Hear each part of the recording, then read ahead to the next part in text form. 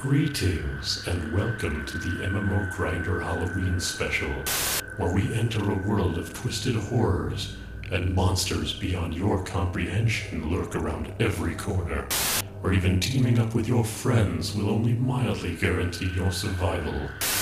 In a game where... Wait, what? That game won? Nope. Nope. God damn it, I am not putting that much effort into that thing. They sure as hell didn't. It's Halloween time again, which means I'm really running low on horror MMOs. It's not exactly a genre that's been tackled much in this market. We had Hellgate London, which was really more of a broken FPS and dungeon grinder, ripped away from its American developer and thrown through a Korean grinder. Then we had the quintessential horror MMO, and still my personal favorite, The Secret World, which, after plenty of speed bumps, finally settled into the niche market it was looking for. Last year I had Requiem, the first famous attempt at a horror MMO that didn't really seem to understand what made horror horrifying. Blood splatter, havoc physics, and randomly placed art influence from H.R. Giger does not a scary game make. Well, with those out of the way, I'm now scraping the bottom of the well. So I brought it down to 3 somewhat kinda horror-ish games with multiplayer focuses: F.E.A.R Online, Dead Frontier, and ZMR. F.E.A.R being an online-only version of an existing horror shooter, Dead Frontier being a top-down Diablo-like dungeon crawler with guns and zombies, and ZMR being a goofy love letter to B-movies in another shooter environment. Hey John, why didn't you include Counter-Strike Nexon Zombies in the poll? Was that a serious question? I mean, you couldn't have put 3 more unappealing terms in front of me if you had called that game Scrotum Punch Spiders Nickelback. Dead Frontier was dead on arrival, garnering only 21% of the total votes. ZMR was a strong frontrunner for a good while, so much so that I ended up downloading it after the first week of the poll being up, and even inputted some bonus codes I found. Had I closed the poll in the first week, this would have easily been the Halloween episode. I even had mentally prepared myself for an intro and everything. But the real surprise was the stretch runner capabilities of F.E.A.R Online.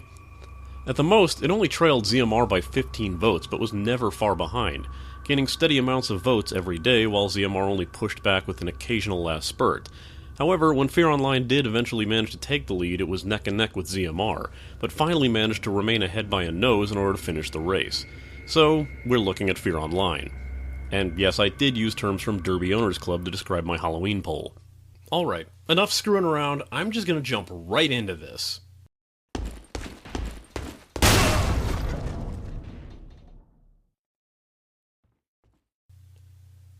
Is it too late to look at ZMR?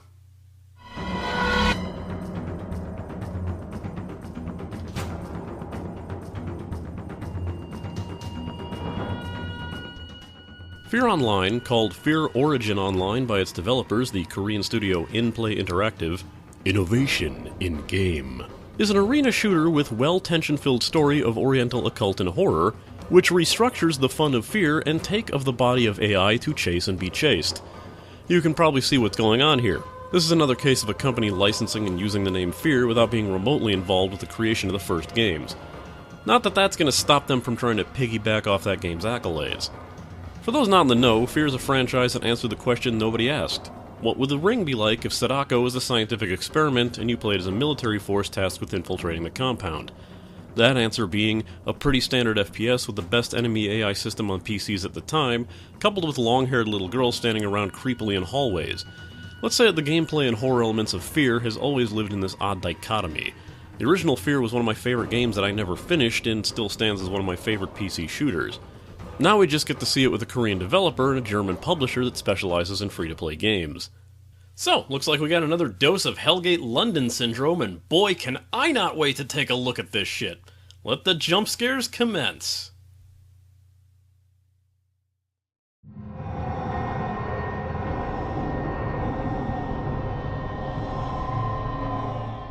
F.E.A.R Online's graphics aren't breaking any molds here. Hell, I think the original F.E.A.R looked better, and that game came out in 2005. This is odd simply for the fact the game is running off the F.E.A.R 2 engine, so much so that players with a Logitech G15 keyboard will have that keyboard immediately identify the game as F.E.A.R 2 Project Origin. Despite the improved engine, they don't exactly do much with it. This is coupled by an odd and completely unnecessary static filter over the game. It leaves this grainy static filter that looks as if I'm viewing the game through an old security camera. It becomes more noticeable in some stages than others, especially when dark, and while it might not be showing up too well on the footage here, there'll be times where you play and it's so obnoxious that you just can't help but notice it. The game's scares only rely on a few mechanics: gory visuals, occasionally, and that classic staple of the childish mind, the jump scare. Tension? Horror? Uneasiness? Why bother with that when you can play a loud noise, flash the screen red, and show a picture of Alma for a split second? You know those Flash games that think horror is flashing a picture on screen randomly with an accompanied scream sound effect or an instrumental sting? You'd think they had a hand in creating this. Anytime my screen would flash red, half the time I didn't even notice that Alma was in the shot, and I'd just immediately yell out, "Oh God, what's shooting me?" It was scaring me purely on a gameplay standpoint, not actually instilling a real sense of dread. That's something, I guess. Granted, this mechanic isn't used all the time, only when you're on the scary version of the stage, where the layout is exactly the same, except now it's dark and everything is covered in blood because boo. If unintentional incompetence isn't what you're looking for, there's plenty of actual incompetence in the graphics for you to choose from. The animations of characters are both purposefully and unintentionally choppy, looking worst in the mutant enemies that crawl towards you in this jagged manner like their limbs are animated with less of a frame rate than the game is running. There's graphical errors galore, like loading into a room only to find that the walls have not fully loaded, while the players and random decorations have, leaving you to blindly stumble around a black void, hoping that the enemy player you see isn't, in reality, blocked by a wall or object.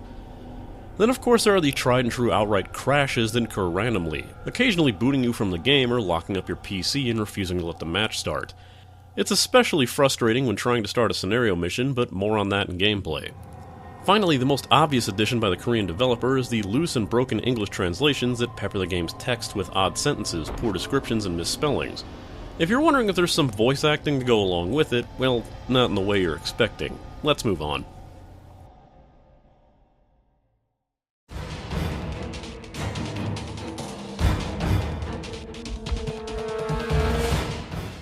This game starts out painfully loud and might require speaker adjustment right off the bat. Once you're actually in the game, you'll notice this odd disconnect in the soundtrack.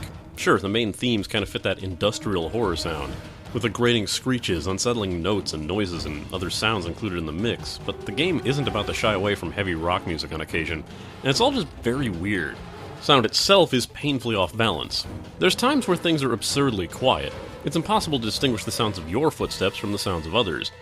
Guns range from barely audible to overpoweringly loud, with special mention going to the mounted minigun, which drowns out everything regardless of where you're standing when it fires. Sure, it might be a more accurate reflection of actually firing off a minigun, but no gun sounds like a gentle whisper when you're firing it off in a closed room or a subway tunnel. Balance is key when you're designing sound work in a game, and this game doesn't have it. Also completely off balance is this game's tone. You'd think F.E.A.R Online would be based more on the horror of F.E.A.R, when it's really more like the action sequences of the first game. Sure, there's some spooky sounds on occasion, but they're drowned out by the gunfire and guitar riffs played during kills, the screams of the jumpscare.jpg spam, or the dude bro announcer who sounds ridiculously out of place. The voice acting, which I might have somewhat promised would be a treat, is really just weak overall. It's also mildly Englishy and filled with cursing, so mature-rated game rules apply, and my internal swear filter is now off. I can call this game a fucking travesty if I'm so inclined.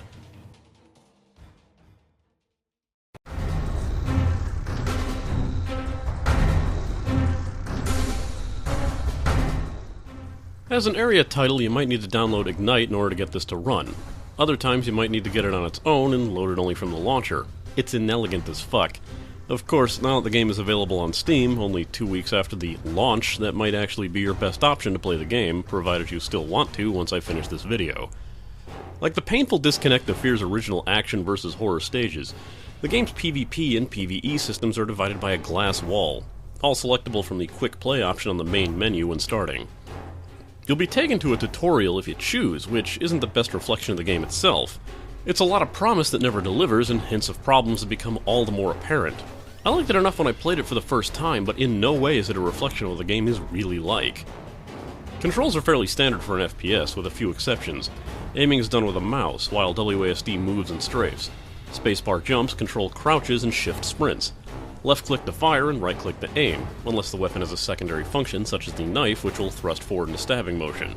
R reloads, F is a melee attack that also acts as an instant kill grab move if you can perform it on players that have their back turned. T, for some reason, activates your flashlight. G throws grenades, and E is your basic use key for interacting with objects. V will let you slide if you're running. One major issue is the game's wonky hitboxes. It seems like firing bullets toward a target, PC or NPC, don't have the desired effect. Half the time I wasn't sure if I was even hitting my opponent unless I saw the XP reward rise off them, or the game gave me an obnoxious kill confirmation. Headshots are instant kills in PvP, and occasionally in PvE, while you have to unload entire clips into a body in both modes without even knowing if any of the shots took effect. You have a few melee and jump kick style combos similar to the first F.E.A.R game, but they don't seem to have any real effect or use in this game.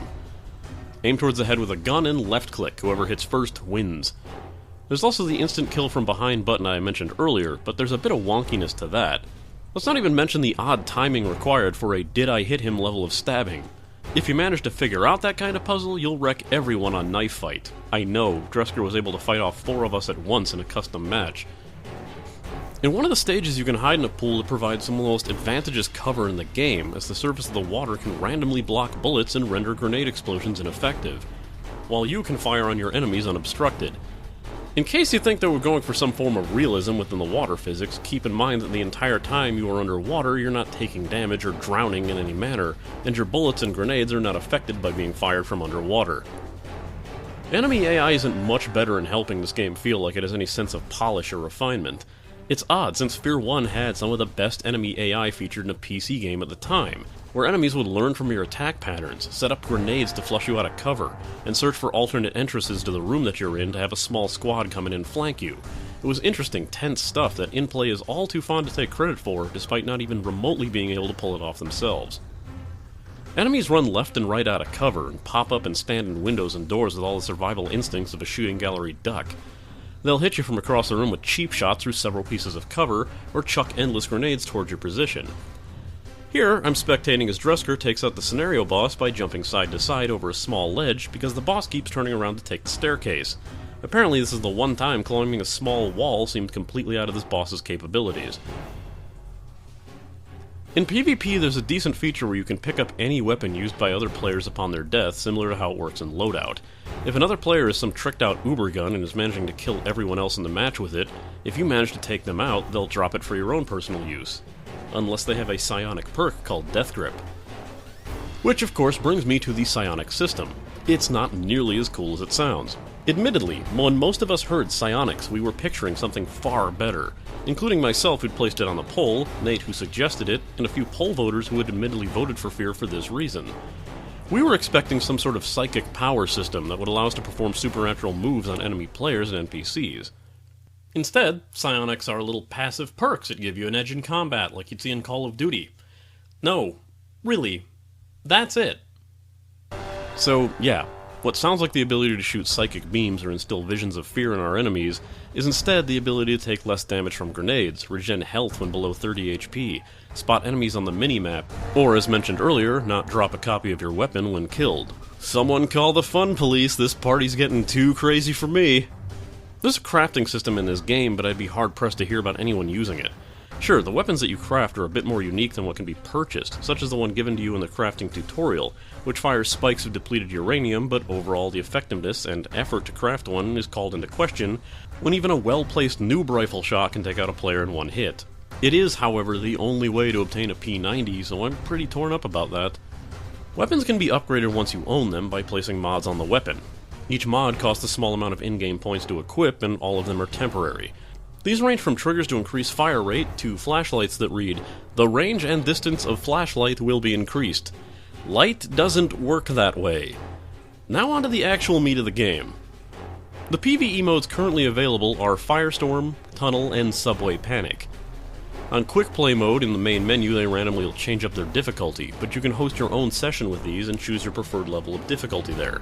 Besides the levels of bullshit and health that the enemies will fight with, there isn't much of a difference in how the mode plays out when you choose a difficulty. In Firestorm, you're spending most of the level running from a wall of fire behind you.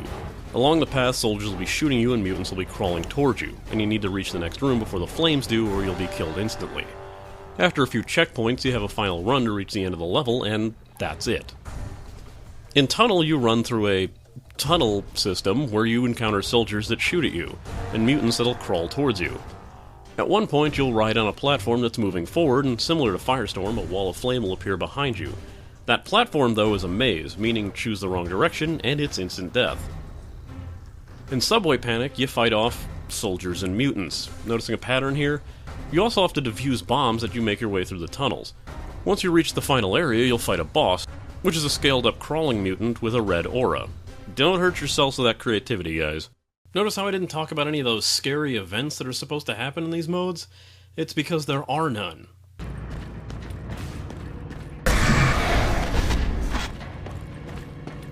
What? That was supposed to be scary? In order to enter any PvE mode, you need a scenario ticket. You only have 3, which are generated at the rate of 1 every 8 hours. No, wait, that can't be right. 8 hours? Why? You might think this isn't such a bad thing, but then you need to realize that scenario tickets are consumed immediately upon entering the mode. Whether you complete the stage or not, you consume a ticket, and if you die in the mode and your teammates fail to revive you or reach a checkpoint in time, that's it. Game over. Hope you have another ticket, or you're waiting for a third of the day to give it another go. Oh, and if your game happens to crash while loading a scenario, well, too fucking bad. Your ticket's gone. Keep in mind, in order to enter a match, you need 4 players, and you cannot start the match until you have them all. No solo scenarios for you, better pug that shit. You'd think that this would be the main mode, as F.E.A.R was originally built upon atmosphere, and having you run with a group through a haunted facility and taking out mutants should expectedly be the main draw of the game, right? But nope, gotta make it restricted.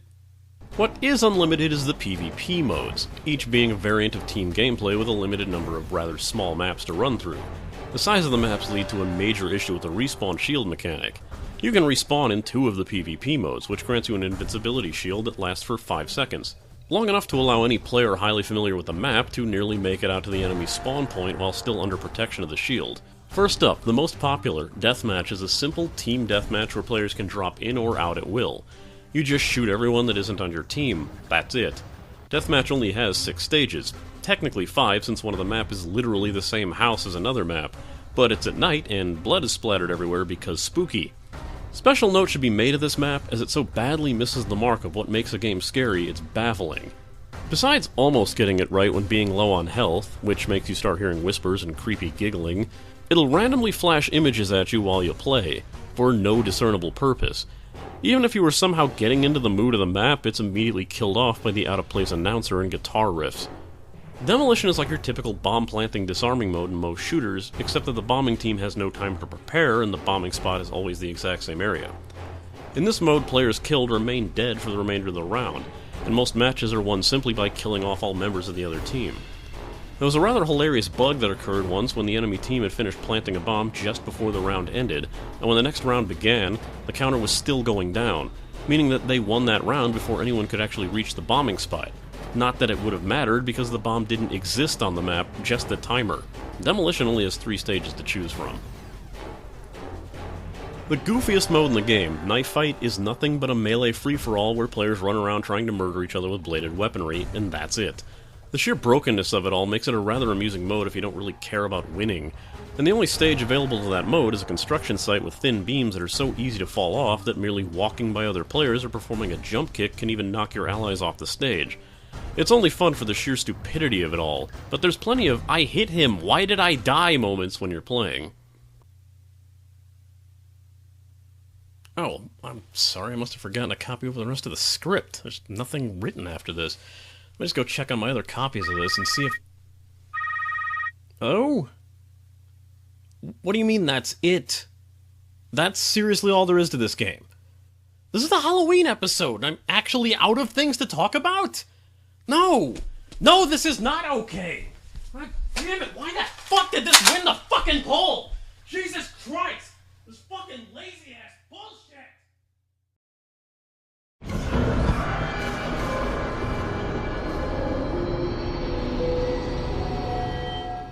Yeah, okay, fine, I guess there's this.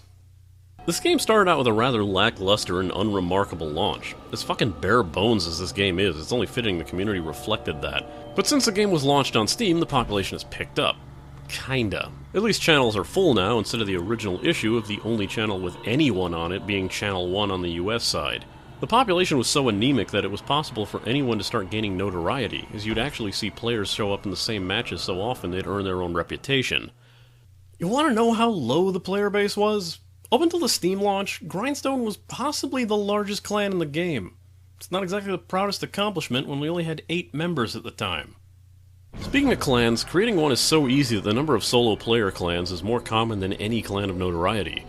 Of course, it's hard to grab a real presence when you only have a maximum of 20 members. To create a clan, you can head to the clan section on the top menu, and create one for a few in-game points as long as you have at least 1 level. If you'd rather join a clan, you can search for a specific one or choose from those listed on the main page. After that, you have to send a request that the leader will have to accept to invite you in. The game implements a clan war system where 2 teams of 5 from each clan can go up against each other in a demolition match to gain points for their clan. I assume that this is all there is to it because it seems that not a single person participates in this. I have never seen a clan match listed online, and the one time that we tried to start one, it timed us all out after 5 minutes of waiting. When starting out, you'll likely get plenty of spammed invites from other players, but know that the intent is not malicious. It's part of the game. As you can imagine, this is not a good idea, so you can avoid getting spammed with the messages by opening the option menu and selecting the Environment tab, then setting the normal game invitation setting to off. With custom rooms, you can, of course, make them private and password lock them, and this is the perfect way to play the games with friends only, so you won't have to run across anyone who's taking this broken game far too seriously. Of course, it does happen, and you know it does. However, keep in mind that you still can't run scenarios unless 4 people are present, and you still need a ticket to enter them. As restrictive as this lobby system is, I cannot help but appreciate what they've done with it. A major issue with these kinds of games is that other players will enter the room and demand the game start immediately. Repeated demands of start or go go go go go go go aren't uncommon to see in these lobby MMOs. Thankfully, F.E.A.R Online gets around this by making it very apparent when someone is readied up. If someone enters a match and doesn't set their status to ready, they'll be booted from the room in 1 minute. In a similar fashion, if everyone in the room is set to ready, the room leader has a mere 10 seconds to start the match, or they themselves will be booted from the room. As many faults as this game has, this is a system that I really wish would see more implementation in games with the lobby system. Not that it entirely puts a stop to people who join and quit rooms at random and shout go go go go go upon entering, but it's an effort. In matches, you can use a VGS-style system by pressing Z, X, and C to bring up voice commands. It's a bit easier than typing, but not often used outside of people spamming it to be annoying. An argument for the ideal of realism that just doesn't work in the realm of this game is that other players are corporeal. They're solid objects. This means it's entirely possible to have your path blocked by an ally. While there is thankfully no friendly fire mechanic in the game, your shots and movement can be easily cut off by some player who thinks it's just a good idea to stand in a doorway. The collision box is also wonky and seems absurdly wide, as players you can barely see to your right will easily halt your movement and set you up for an easy death purely by accident. Getting through narrow halls and doorways with a group can be a death sentence, and when you're playing with a massive group of people in PvP modes, you're likely to cause more headaches for your team than you are the enemy. Since all of the maps, including PvE with the exception of the final area and subway, are very small with tons of narrow choke points, it leads to a very cramped kill zone flooded with bodies that just can't move past each other and get out of the way. I've actually knocked an allied player off of knife fight by doing a jump kick near them, making the move far more deadly to your teammates than it is to the enemy. Oh shit, I've just given players a new trolling idea, haven't I?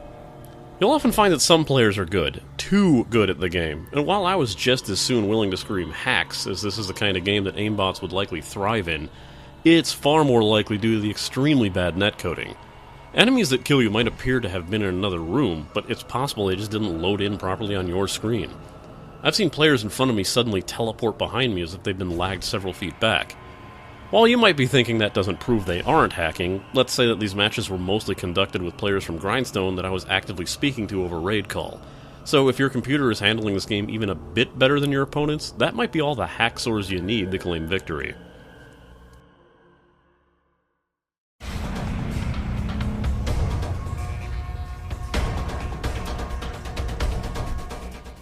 This is one of those cash shops where someone can easily make the pay-to-win argument. Among the purchasable weapons are plenty of cash shop points-only, camo-colored weapons ready to subconsciously indoctrinate teenagers into joining the military. Well, depending on which psychotic Twitter accounts you're reading. The actual not insane issue with these is that with the exception of the Magnum, each weapon is marginally but visibly better than its player point earned equivalent. Still, get yourself a decently upgraded weapon with high accuracy and aim for the head. You'll do fine in PvP. PvE might actually require these stronger weapons, though.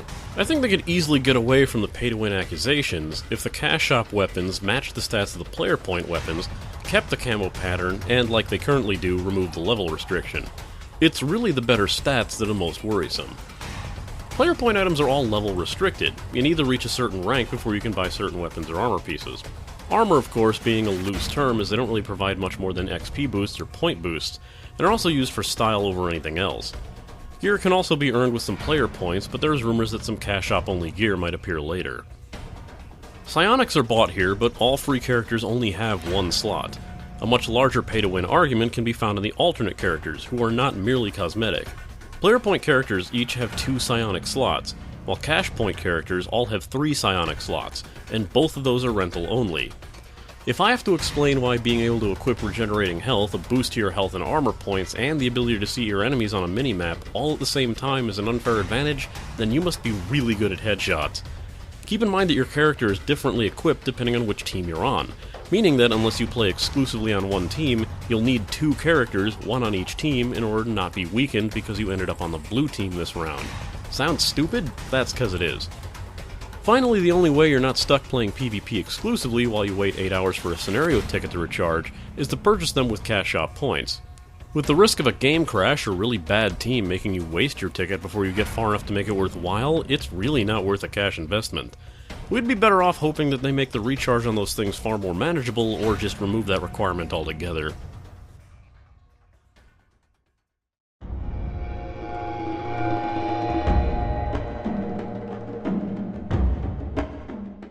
I try not to be overly harsh to games, but yeah, this was not an easy game to enjoy. There's just so many problems I can't ignore, and at no point could I just enjoy it as a game, although I could enjoy it ironically as long as I could control that content. Scares were met with laughs, frustrations with gameplay were met with sighs. The game wasn't worth getting mad at, but the sheer lack of effort and the potential of what the game could have been make it all the more frustrating. In the end, it's your call if you want to play it, but I really can't make any sort of personal recommendation. Here's my final rating. It's gonna be a tough one for me.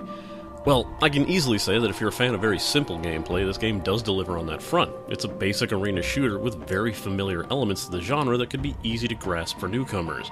Again, credit where credit is due, this lobby system is wonderful for weeding out the all-too-common issue of players refusing to ready up, or going AFK as leaders while the rest of the players wait to get started. It's a good system among so many bad ones that it really shines through. At least you know that entering a room won't be a pile of frustration that just get the match started.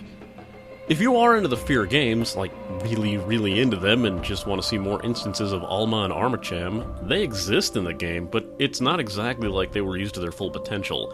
There's a promising aesthetic here, but unless some serious polishing occurs, it might just upset you after it lures you in. If you're going to drop cash on this, know that being able to skip having to grind levels to unlock a weapon that is permanent and is better than all the other weapons might be a big draw. The alternate characters also offer up a major advantage in matches as well, but remember that those are rentals.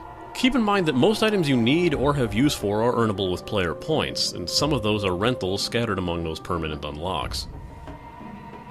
Okay, here we go. This is a game that is a mere shadow of what it could have been. When we imagined it as being a better game than it was, we'd already set ourselves up for disappointment. We wanted a multiplayer PvE game where we led forces through the halls of Armacham fighting against the supernatural forces of Alma. We got generic buggy action stages with idiotic AI, instant death traps, and the same 2 enemy models filing into our bullet spray en masse. We expected a PvP mode taking advantage of supernatural mechanics to instill visions of horror in the enemy players and make them question their sanity. We got a COD clone with buggy mechanics covered in more blood than a haunted house that periodically jumped up and screamed boo while flashing JPEGs in our faces. There's even a mode touted in all the advertisements of the game that hasn't even been implemented, despite this being the game's official launch. It's clearly not finished. This game isn't F.E.A.R in anything but name alone. Regardless of your opinion on the F.E.A.R titles, you can rest assured of one thing. This game isn't it.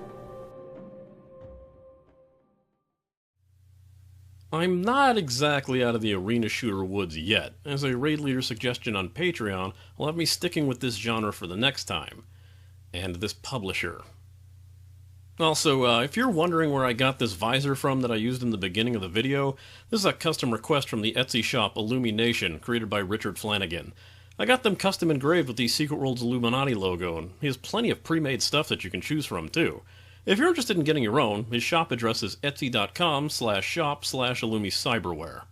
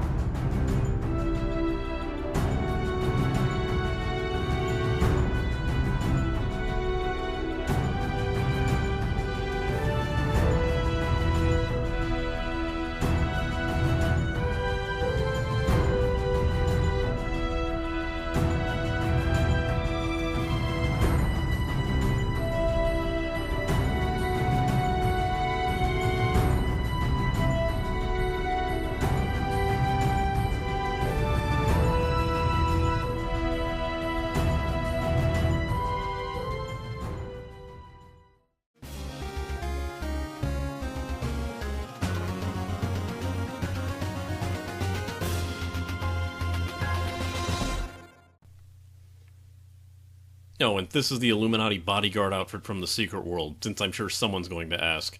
Stop calling me Agent Smith. No one can find me in here. I am truly invisible. The water is blocking so many bullets! What the Oh god, yes! Behold the powers of my bullshit! Come face me in your watery grave. Okay, here you go. What? Nothing! I am not invincible! I got no more! Your attempts mean nothing! Nothing! Water blocks so much! There you go. Your grenades have no effect on us! We, the fish people, cannot be so easily destroyed! We will destroy you all! We are the water dwellers! I can't believe how You dare face us in our home! how bullshit it is. Dresser, I blame you. For I, Fish Lord, will come to destroy you. The fire. No, the Fish Lord is dead. Call me the Barracuda. It's amazing. Fish Lord does not play that shit. I stab you in your face. I don't know how they were like doing piddly damage, but it was like stopping me in my tracks. I couldn't move anyway. Crazy. I wasn't even fucking. I couldn't even see anything. I just shot and sprayed like a bitch, and I still got that kill. Come, come pet the fish. Come to the koi pond.